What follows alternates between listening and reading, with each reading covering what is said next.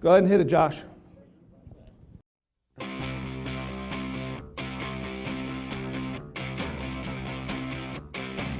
Just think, the power that rests in your hands, provided you make it work. A slip on the sidewalk is a small thing.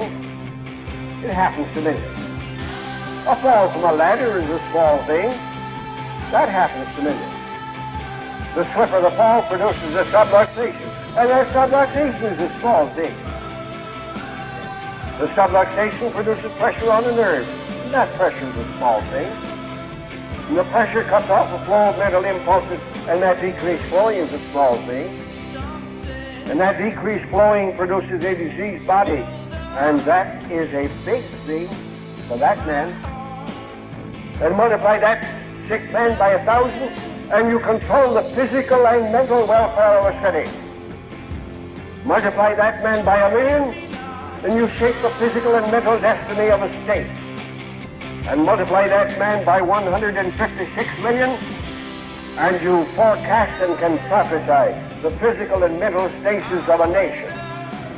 So the slip or the fall, the subluxation, the pressure, the flow of mental impulses, and this is big enough to control the thoughts and actions of a nation. That's the power that rests with you. Now comes the man. Any one man, small thing. This man gives an adjustment, and that adjustment is a small thing. The adjustment replaces the subluxation, that's a small thing. And the adjusted subluxation releases pressure upon nerves, and that's a small thing. The released pressure restores health to a man, and that is a big thing to that man. Multiply that well man by 1,000, and you step up the physical and mental stages of a city.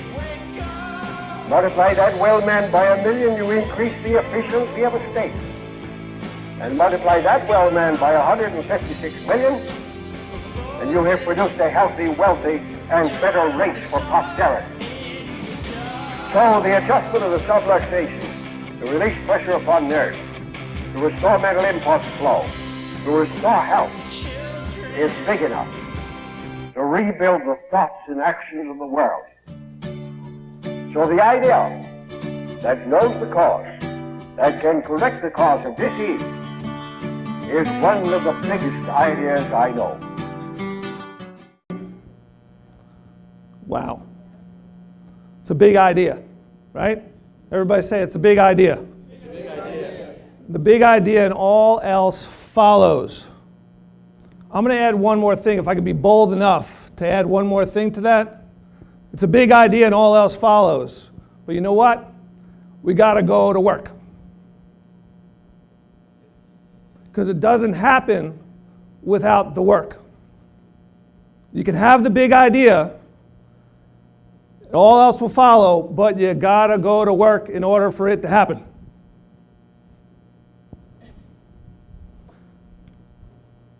There's many people that go to work every day. There are leaders that go to work every single day to fulfill the big idea, so all else can follow. There's people that are what appear to be the leaders that are up in front talking about the big idea so all else will follow. But there's a lot of people that go to work. There's a lot of people behind the scenes, and they're not always behind the scenes. Sometimes they're up giving a talk at New Beginnings that are just going to work, doing their work to make sure that the big idea so all else follows. So sometimes you got to give your shout out to the people that are still going to work and they're still leaders. They may not be up here, all of them, speaking at New Beginnings or Cal Jam or wherever it might be, but they're going to work every day. These are just some people, and of course I had to put the guys in the back. Those are in the left corner. They're not my staff, but they're the staff to fulfill the big idea so all else follows. Yes or yes? So these are just some CAs that I've had over the years, and some of them are still with me. And there's Dee Dee Umber. Someone we're paying homage to this weekend, Dee Dee Umber. I read somewhere for 24 years that he, and it might have been longer, but somewhere I read, and I might have read the wrong thing, but 24 years where he introduced Dr. Sid Williams to come to the stage. He went to work. He wasn't the loudest. He wasn't the one doing the spizzerinctum and dropping the keys, but he went to work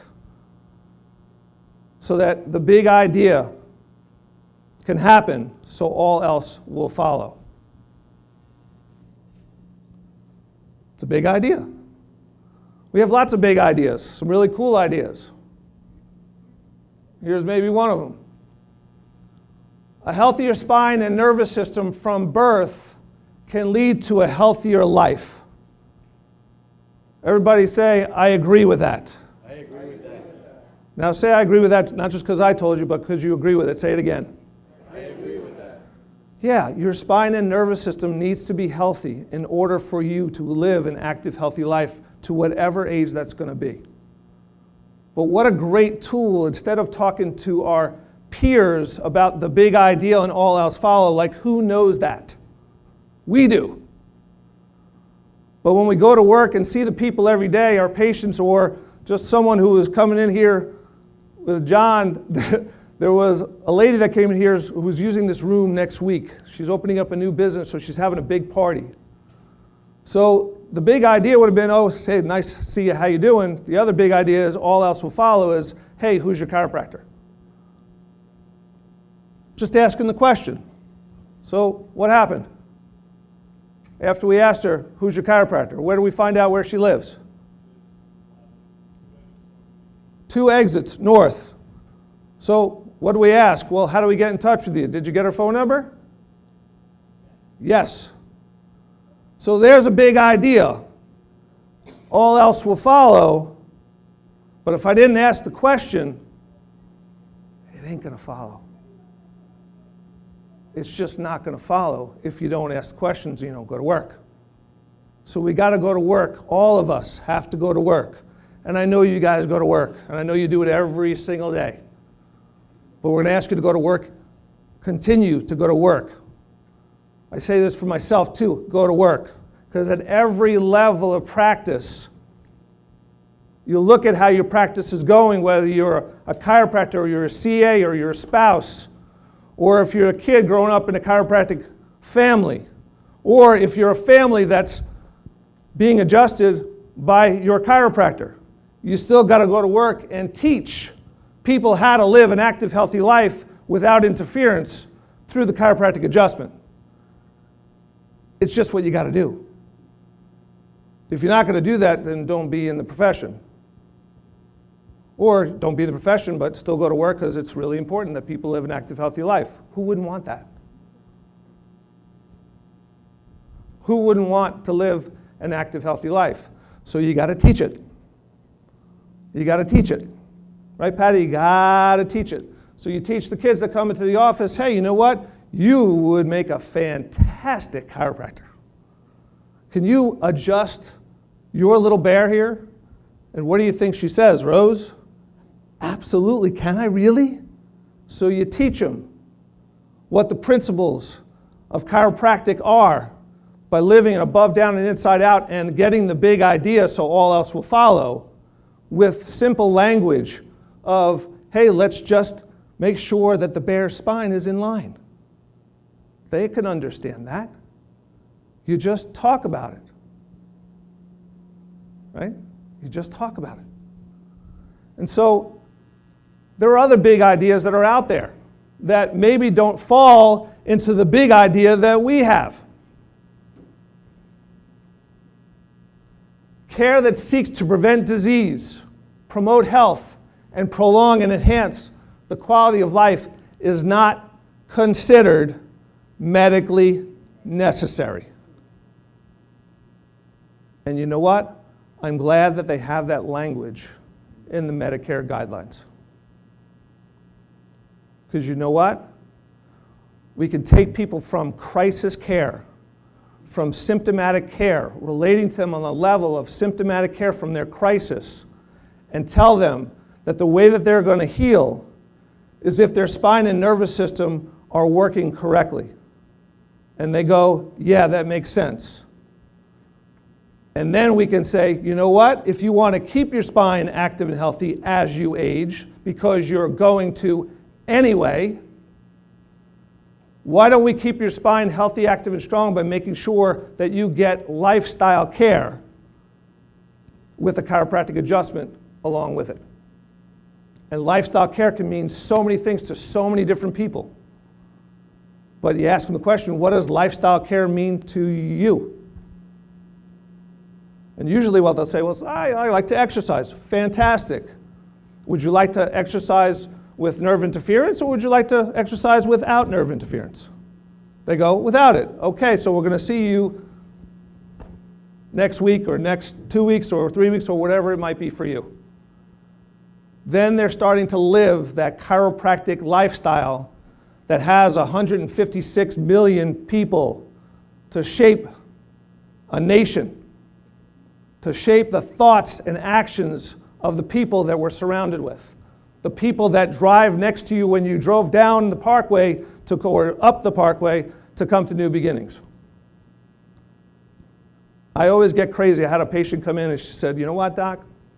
I'm having trouble. I said, yeah, I could see that because you really can't turn your head to the left at all, can you? No. But you know what's really scary to me? I have to guess when I'm coming on the parkway whether a car is coming from behind me or not. And I pray every time that I get on the parkway.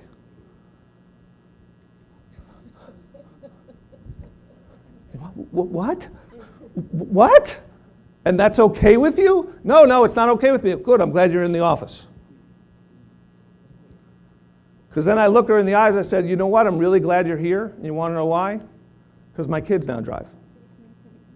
And I don't want you on the road if my kids are going to come up behind you and hit you. Or you hit them. That's not okay. Is that okay with you? No, absolutely not. So lay down, let's check your spine, make sure that there's no nerve interference. And that's how I know I'm going to be able to help. Yeah, but doc, is my neck pain going to go away? I have no idea. Chances are yes.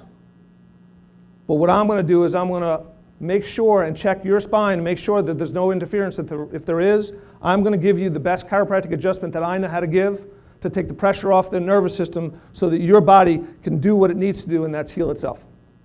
Do you want to get started? What do you think they say? What do you think they say? Yes, sir.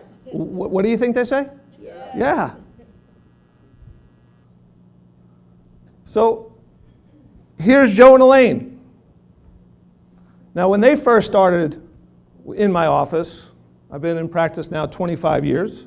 They're probably in the office about 17 of those years. They knew about chiropractic, their version of chiropractic. And they were excited about that version of chiropractic that they had. I mean, who here has had a patient that's ever been in a chiropractic office before yours? Raise your hands and say yes so we can understand. Yeah. Now, they had their version of chiropractic at that time for themselves and whoever their chiropractor was. So regardless if you've had a patient that comes in that has been in a chiropractic office before, that doesn't give you the right not to tell the story of your version. Right? Give them your version. Give them your version. Chiropractosaurus and Spinosaurus, right? I went to school with Carol Azey. Everybody turn around and look at her. She's awesome.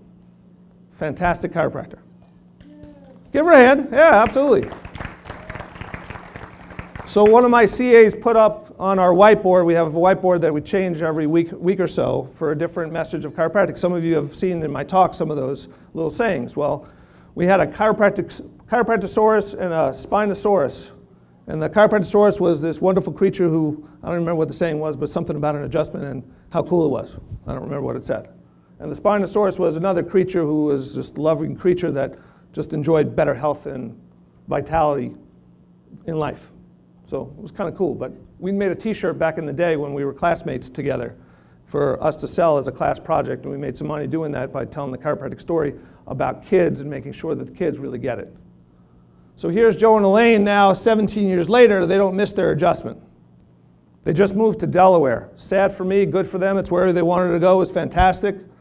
They haven't quite found another chiropractor in Delaware yet, but they come up now once every 2 or 3 months and come into my office to get adjusted, and they promised me that when they went back, that they were going to finally go into another office to make sure that they get adjusted, because every 3 months is not okay with them.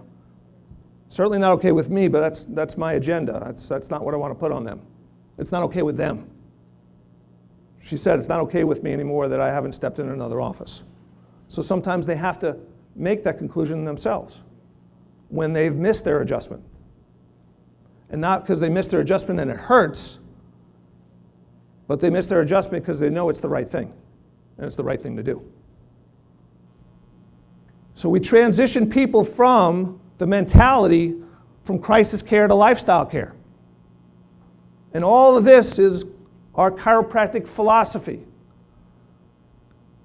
And you know me, I'm going to give a shout out to my brother, Dr. Noel Plasker, who runs the family practice and does some really great things for the profession. Hope you enjoy some of the things, or you've been able to utilize some of the things that he's brought to this profession. I love him dearly. He's an awesome brother, he's an awesome chiropractor, and he's an awesome leader for this profession. But all of this has the chiropractic philosophy in mind. Yeah, we might say the goal is relief and stability, but how it is framed when we talk about it is we want to make sure that you get relief and stability from the subluxation that's in your spine, so that the subluxation is stable according to that body and according to you. So that might be frequent care for an extended period of time until the tissues can start to repair themselves, the matter that's us, but to them it's regenerating and rehabilitating the tissues. They can understand that, because the body heals from the above down and inside out. We certainly talk about that too, but it's to rehabilitate, regenerate, so they can live in optimum health and peak performance. Which one do you want? You get to decide. Guess what? Some people just choose crisis care. But you know what? Lots of people choose lifestyle care. How do I get there? And then we give them a roadmap to do it. We got to go to work, telling the story from a philosophical perspective and delivering the goods by going to work and making sure we're doing our adjustments every day. We put together something for my son, is going to be a senior, or is a senior this year. It's his last lacrosse season. I've been on a lot of lacrosse fields for the last 12 years. God bless him, he's an all-state lacrosse player for the state of New Jersey. But I asked some of the teammates who have adjusted over the years just to say, how has chiropractic elevated your game? And the answers were kind of cool, because I thought it was going to be more pain relief stuff. And there was some. Here's from one of the midfielders on the team. Chiropractic care has elevated my game by keeping me pain-free.